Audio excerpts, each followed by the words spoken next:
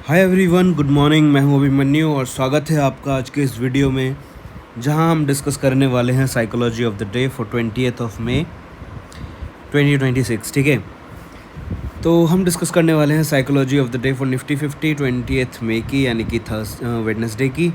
ठीक है, तो हमारा थर्सडे को मार्केट क्या हुआ था, थर्सडे नहीं सॉरी वेडनेसडे को हमारा क्या हुआ, मार्केट हमारा गैप डाउन ओपन हुआ। तो यहाँ मार्केट ने क्लोज किया था प्रीवियस डे और उसके बाद मार्केट ने अच्छा खासा गैप डाउन ओपन किया। तो यहाँ अगर आप देखोगे तो मार्केट ने एक गैप डाउन ओपन करने के बाद यहाँ पे मार्केट ने 5 मिनट के टाइम फ्रेम पे बनाया यहाँ पे डे हाई। ये मार्केट ने बनाया हमारा 5 मिनट के टाइम फ्रेम पे डे लो। ठीक है, इस वाली कैंडल में 5 मिनट के टाइम फ्रेम पे डे लो और डे हाई हमने मार्क कर लिए। ठीक है, अब हम देखेंगे कि जब मार्केट इनमें से किसी को भी ब्रेक कर देगा किसी भी साइड, तो हम डिसाइड कर लेंगे कि मार्केट का वही ट्रेंड रहने वाला है। बेसिकली नॉर्मली जो साइकोलॉजी रहती है वो ये रहती है कि अगर मार्केट गैप डाउन ओपन हुआ है तो मार्केट नीचे जाना चाहता है, लेकिन अगर मार्केट गैप अप ओपन हुआ है तो मार्केट ऊपर जाना चाहता है। अब इस केस में अगर आप देखोगे तो मार्केट हमारा क्या हुआ था, गैप डाउन ओपन हुआ था। यहाँ पे मार्केट गैप डाउन ओपन हुआ, बट मार्केट गैप डाउन होने के बावजूद मार्केट ने क्या किया, तीसरी ही कैंडल में 5 मिनट के टाइम फ्रेम पे तीसरी ही कैंडल ने एक अपसाइड क्लोजिंग दे दी, हेल्दी क्लोजिंग। ठीक है, तो इसका मतलब क्या है कि मार्केट हालांकि गैप डाउन ओपन हुआ है बट जाना किस डायरेक्शन में चाहता है, ऊपर की डायरेक्शन में जाना चाहता है। ठीक है, तो ये मिल गया हमको कंफर्मेशन कि अब मार्केट हमारा कहाँ जाएगा, ऊपर जाएगा। तो हमने डे हाई डे लो को अब कर देते हैं डिलीट। अब जब मार्केट ऊपर गया तो मार्केट में हमको आइडेंटिफाई करनी है कि कोई फेयर वैल्यू गैप क्रिएट किया कि नहीं। ठीक है, तो यहाँ मार्केट गया ऊपर और यहाँ पे मार्केट ने 5 मिनट के टाइम फ्रेम पे एक एफवीजी क्रिएट किया। एफवीजी मतलब कि फेयर वैल्यू गैप। तो अगर आप देखोगे तो ये एक फेयर वैल्यू गैप है। ये आपकी फर्स्ट कैंडल है, ये आपकी सेकेंड कैंडल है और ये आपकी थर्ड कैंडल है। तो अगर आप देखोगे तो ये बीच वाली जो कैंडल है इसके अंदर एक फेयर वैल्यू गैप क्रिएट हो गया, राइट। तो देखो ये फेयर वैल्यू गैप जब क्रिएट हुआ तो अब हम इसको जाके 1 मिनट के टाइम फ्रेम पे करते हैं रिफाइन। ठीक है, हम आ गए 1 मिनट के टाइम फ्रेम पे। ठीक है, और 1 मिनट के टाइम फ्रेम पे आने के बाद हम इसको कर लेंगे रिफाइन। ठीक है, तो अगर आप देखोगे तो इसके अंदर आपको 3 फेयर वैल्यू गैप्स दिख रहे हैं। ठीक है, एक ये वाला बन रहा है, ठीक है, एक हमारा ये फेयर वैल्यू गैप बन रहा है और एक हमारा ये फेयर वैल्यू गैप बन रहा है। ठीक है, बट अब देखिए जब भी ऐसी कंडीशन या सिचुएशन बनती है ना, तो अगर आप ये वाला कंसिडर करें, अच्छा इसको पहले डिलीट कर देता हूँ, कन्फ्यूजन नहीं हो तो ये बाहर वाला डिलीट कर देता हूँ। तो देखिए ऐसी कभी भी सिचुएशन होती है तो आप ये देखिए, ये जो पहला वाला फेयर वैल्यू गैप है ये हमारा काफ़ी प्रीमियम जोन में है। तो प्रीमियम जोन में है तो हम इसको, अगर हम इसको कंसिडर करेंगे और मार्केट यहाँ से रिजेक्शन लेता भी है तो हम क्या करेंगे, यहाँ एंट्री प्लान करेंगे कि नहीं करेंगे। आइडियली हमको नहीं करनी चाहिए, क्योंकि यहाँ पे रिस्क टू रिवॉर्ड हमारा क्या है, बहुत कम रहता है। अगर आप यहाँ पे अगर एंट्री प्लान भी करोगे यहाँ स्टॉप लॉस रख के, तो आप देखोगे कितना रिस्क टू रिवॉर्ड है। अगर आप इस वाले स्विंग को टारगेट करोगे तो कितना 27 पॉइंट का रिस्क टू रिवॉर्ड बन रहा है। ठीक है, तो हम यहाँ पे क्या करते हैं, यहाँ पे एंट्री प्लान हमको आइडियली नहीं करनी चाहिए। हमको आइडियली देखना चाहिए जो फेयर वैल्यू गैप में, जैसे बाइंग साइड अगर फेयर वैल्यू गैप है तो सबसे नीचे वाला जो फेयर वैल्यू गैप है उसको कंसिडर करना चाहिए हमेशा। ठीक है, और अगर हमारा सेलिंग साइड है तो सबसे ऊपर वाले को। तो जैसे अभी ये बाइंग साइड वाला फेयर वैल्यू गैप बना तो हमको ये सबसे नीचे वाला फेयर वैल्यू गैप कंसिडर करना चाहिए। ठीक है, इसको कर देते हैं हम डिलीट, ऊपर वाले दोनों को। ठीक है, अब ये नीचे वाला जो सबसे नीचे वाला फेयर वैल्यू गैप है इसको कर लेते हैं हम एक्सटेंड। ठीक है, ये हमने किया एक्सटेंड। ठीक है, और ये ऑर्डर ब्लॉक की कैंडल जो है इसके जस्ट नीचे वाली, इसको भी कर लेते हैं एक्सटेंड। ठीक है, ये हो गई हमारी ऑर्डर ब्लॉक। ठीक है, अब देखिए हुआ क्या, मार्केट इसके बाद गया काफ़ी ऊपर। इस वाले फेयर वैल्यू गैप को बनाने के बाद मार्केट काफ़ी ऊपर गया, तो रिट्रेस हुआ, फिर वापस ऊपर गया लोअर हाइज लोअर लोज बनाते हुए, बट फिर मार्केट फुल वेलोसिटी से नीचे आने लगा और नीचे आते आते यहाँ पर इसने हमारे फेयर वैल्यू गैप में किया टैप इन। ठीक है, यहाँ मार्केट ने क्या किया, टैप किया, और टैप करने के बाद मार्केट ने एक फुल ऑन बढ़िया रिजेक्शन कैंडल हमको बनाई। ठीक है, इनगल्फिंग बुलिश कैंडल। तो ये देखो, अगर आप इस वाली कैंडल को देखोगे, इनगल्फिंग कैंडल का मतलब होता है कि वो कम्प्लीटली इस पिछली कैंडल को कवर कर दे। तो अगर आप देखोगे तो ये वाली रेड कैंडल को इस ग्रीन कैंडल ने कम्प्लीटली कवर कर दिया। तो ये है एक परफेक्ट रिजेक्शन कि अब मार्केट हमारा इस वाले पॉइंट से जाने वाला है ऊपर, ठीक है। तो हम क्या करते, हम इस वाले पॉइंट पे जैसे ही ये ग्रीन कैंडल बनी, हम यहाँ पे करते एक लॉन्ग की एंट्री, ठीक है। अपना स्टॉप लॉस रखते ऑर्डर ब्लॉक पे, ठीक है। और इसके बाद टारगेट करते हम इस वाले स्विंग को, जो कि है हमारा 51 पॉइंट्स का, ठीक है।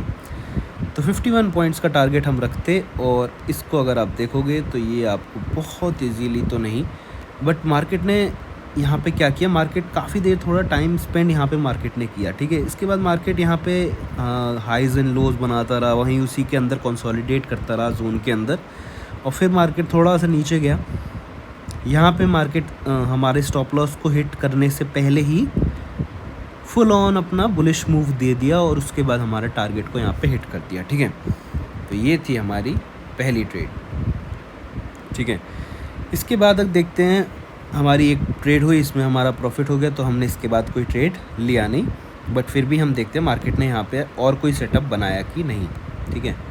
अब आ जाते हैं सेटअप देखने के लिए 5 मिनट के टाइम फ्रेम पे, ठीक है। 5 मिनट के टाइम फ्रेम पे आने के बाद हम देखेंगे कि मार्केट ने कोई फेयर वैल्यू गैप इसके बाद क्रिएट किया कि नहीं, ठीक है। तो अभी अगर आप देखोगे तो ये वाला जो फेयर वैल्यू गैप था हमारा, ये वाला जो फेयर वैल्यू गैप था, यहाँ से हमको बढ़िया एंट्री मिल गई थी, ठीक है। तो इस वाले फेयर वैल्यू गैप से हमको मिल गई थी अच्छी एंट्री, और इसने हमको हमारा टारगेट भी दे दिया था। बट अब देखते हैं कि मार्केट ने जब यहाँ पे दोबारा से ब्रेक ऑफ स्ट्रक्चर किया, ठीक है। ये देखिए, यहाँ पे मार्केट ने जब दोबारा से इस वाले पॉइंट पे किया है ब्रेक ऑफ स्ट्रक्चर यहाँ पे, ठीक है। तो जब मार्केट ने इस वाले पॉइंट में ब्रेक ऑफ स्ट्रक्चर किया, तो मार्केट ने क्या कोई फेयर वैल्यू गैप दिया? देखिए, अगर आप देखोगे, मैं बताता हूँ, यहाँ मार्केट हाई बनाया, ये लो बनाया, और इस हाई को यहाँ पे मार्केट ने यहाँ ब्रेक कर दिया, ठीक है, हेल्दी क्लोजिंग करके। तो यहाँ पे हुआ हमारा ब्रेक ऑफ स्ट्रक्चर, ठीक है। तो जब ये ब्रेक ऑफ स्ट्रक्चर हुआ, तो आपको फाइंड करना है कि इस वाली रैली में, ये वाली जो रैली मार्केट ने दी है, इसमें मार्केट ने कोई फेयर वैल्यू गैप क्रिएट किया। तो अगर आप देखोगे तो एक फेयर वैल्यू गैप मार्केट ने यहाँ पे क्रिएट किया। इसके अलावा मार्केट ने एक फेयर वैल्यू गैप हमारा यहाँ पे क्रिएट किया। इसके बाद मार्केट ने एक फेयर वैल्यू गैप हमारा यहाँ पे क्रिएट किया, ठीक है। इस वाले को हम डिलीट कर देते हैं, ये ऑलरेडी हम देख चुके हैं, ठीक है। अब इस वाले फेयर वैल्यू गैप को देखते हैं। अगर हम आ जाते हैं 1 मिनट के टाइम फ्रेम पे, ठीक है, ठीक है। तो ये था हमारा फेयर वैल्यू गैप। तो इसकी 5 मिनट के अंदर हमारा 1 मिनट में ये बनता है हमारा फेयर वैल्यू गैप, ठीक है। और इसके नीचे वाली कैंडल बनती है हमारा ऑर्डर ब्लॉक, ठीक है, ये बनता है हमारा ऑर्डर ब्लॉक। तो अगर आप देखोगे तो इस वाले पॉइंट को तो मार्केट कभी टैप करने आया ही नहीं, या फिर ये आया है क्या? हाँ, नहीं आया, ठीक है। तो इस वाले पॉइंट को तो मार्केट कभी टैप करने आया नहीं, तो इसको हम कर देते हैं डिस्कार्ड, इस पे तो मार्केट कभी आया नहीं। अब इस वाले फेयर वैल्यू गैप को देखते हैं, ठीक है। इस वाले फेयर वैल्यू गैप में ये बनेगा हमारा फेयर वैल्यू गैप 5 मिनट के टाइम फ्रेम पे, ठीक है। अब देखो, यहाँ मार्केट चला गया था, इस वाले पॉइंट के बाद मार्केट ने यहाँ पे ऑलरेडी इस फेयर वैल्यू गैप को क्या कर दिया था, मिटिगेट कर दिया था। तो ये वैलिड तो वैसे भी नहीं है, बट फिर भी जब ये वैलिड नहीं है तो पहली बात तो हम यहाँ पे एंट्री करेंगे नहीं, बट फिर भी इनकेस अगर कोई करता है तो देख लेते क्या होता है, ठीक है। बट ऐसे केसेस में जब हमारा फेयर वैल्यू मिटिगेटेड है तो उस पर हमें एंट्री नहीं लेनी है। जैसे यहाँ पे हमारा फेयर वैल्यू गैप ये जो क्रिएट हुआ है, ये हमारा मिटिगेट ऑलरेडी हो चुका है, तो यहाँ पे हमें एंट्री नहीं लेनी है, ठीक है। तो अब देखो, जब मार्केट ऊपर गया यहाँ से, ठीक है, ऊपर जाता रहा मार्केट, उसके बाद मार्केट दोबारा यहाँ इस पॉइंट पे आया, यहाँ पे मार्केट आया, यहाँ उल्टी हैमर कैंडल बनाई है, इसको हम रिजेक्शन कंसिडर नहीं करेंगे, ठीक है। फिर यहाँ एक बहुत बड़ी ग्रीन कैंडल बनाई है, ठीक है। तो जब ये बहुत बड़ी ग्रीन कैंडल बनाई है तो इसको आप कंसिडर कर सकते हो एज अ रिजेक्शन, ठीक है।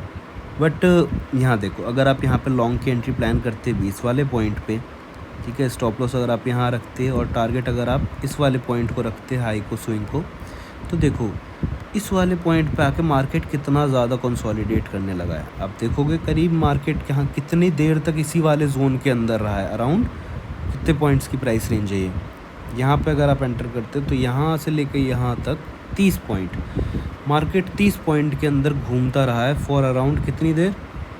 यहाँ देखो मार्केट ने यहाँ पे स्टार्ट किया 12:08 से लेके मार्केट करीब 13:03, मतलब कि 50 मिनट के अंदर 50 मिनट तक मार्केट यहीं घूमता रहा इसी जोन के अंदर। तो आप खुद सोचो कोई बंदा यहाँ पे एंटर किया भी होगा तो कितनी देर तक वो रुका रहेगा। मतलब प्रीमियम डीके भी होता है भाई, ठीक है। तो प्रीमियम डीके से क्या होगा, प्रीमियम डीके से ऑलरेडी आपका प्रॉफिट कम होता रहेगा धीरे धीरे, ठीक है।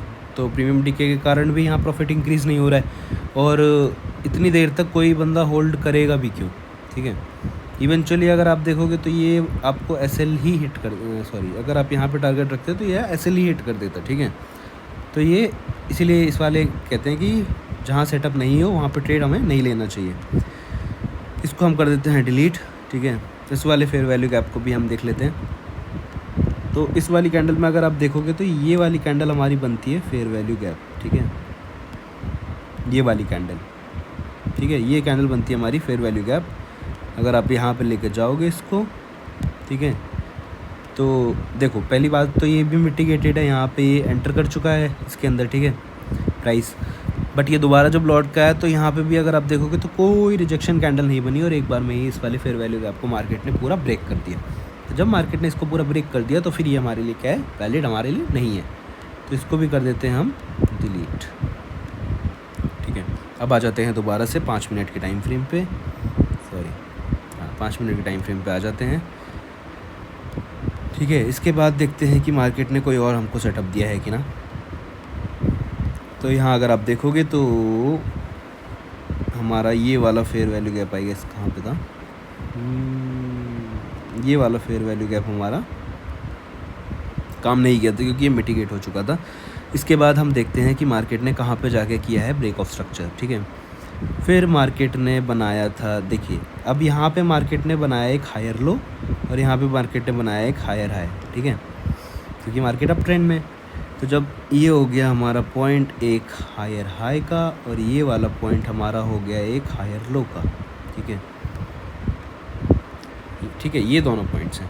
अब मार्केट यहाँ तो जब मार्केट यहाँ पे पहुँचा है, इसके बाद मार्केट यहाँ अगर इस वाले पॉइंट को ब्रेक कर देता नीचे की तरफ तो मार्केट हो जाता चेंज ऑफ कैरेक्टर और डाउन ट्रेंड का हो जाता। बट मार्केट अगर इस वाले पॉइंट को दोबारा ब्रेक करता है तो मार्केट हो गया, मार्केट अब भी अप ट्रेंड में ही रहेगा और यहाँ पे होगा ब्रेक ऑफ स्ट्रक्चर, ठीक है। इस वाले पॉइंट को अगर मार्केट ने यहाँ पे, क्योंकि इस वाले पॉइंट को मार्केट ने यहाँ पे ब्रेक किया तो हो गया हमारा ब्रेक ऑफ स्ट्रक्चर, ठीक है। और जब ब्रेक ऑफ स्ट्रक्चर हुआ तो हम देखेंगे ब्रेक ऑफ स्ट्रक्चर के अंदर हमारे मार्केट ने कोई फेयर वैल्यू गैप लीव किया है। तो यहाँ पे देखोगे तो ये है एक फेयर वैल्यू गैप जो मार्केट ने छोड़ा है, ठीक है। और इसके अलावा एक फेयर वैल्यू गैप यहाँ पर है जो मार्केट ने बनाया है, ठीक है। इन दोनों लाइंस को डिलीट कर देते हैं।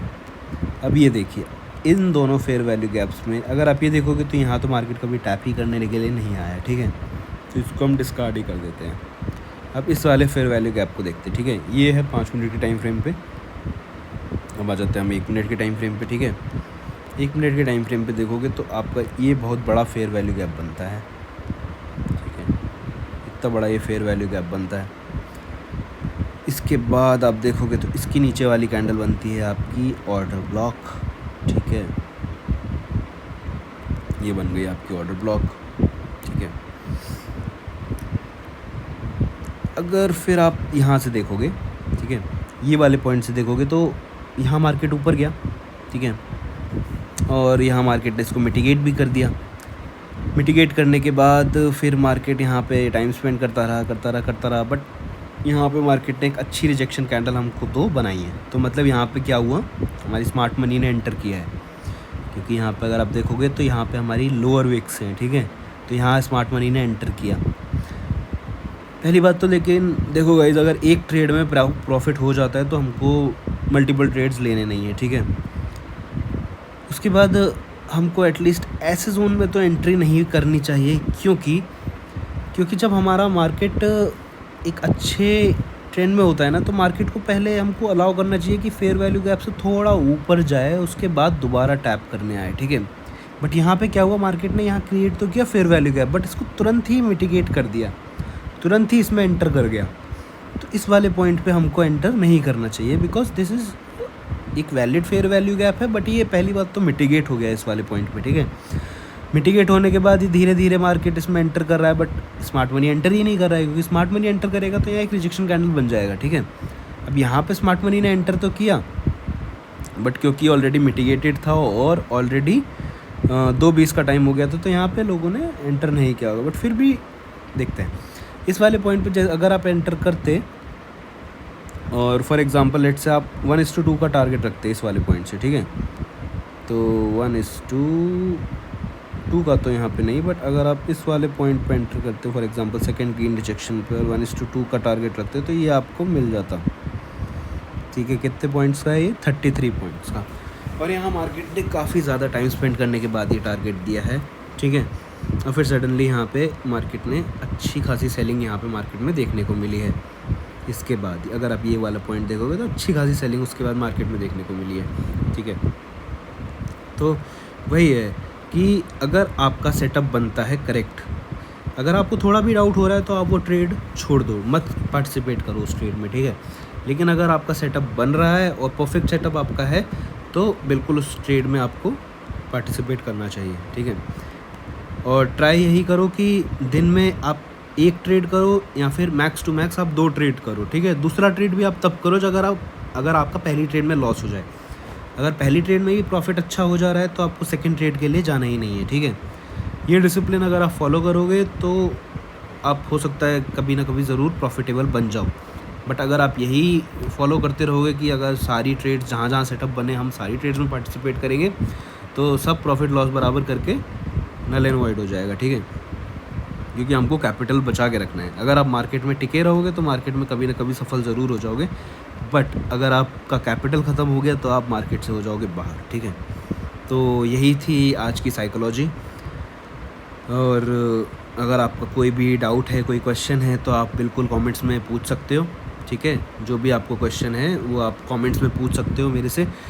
और thank you for watching, do like share and subscribe. Thank you guys, bye bye.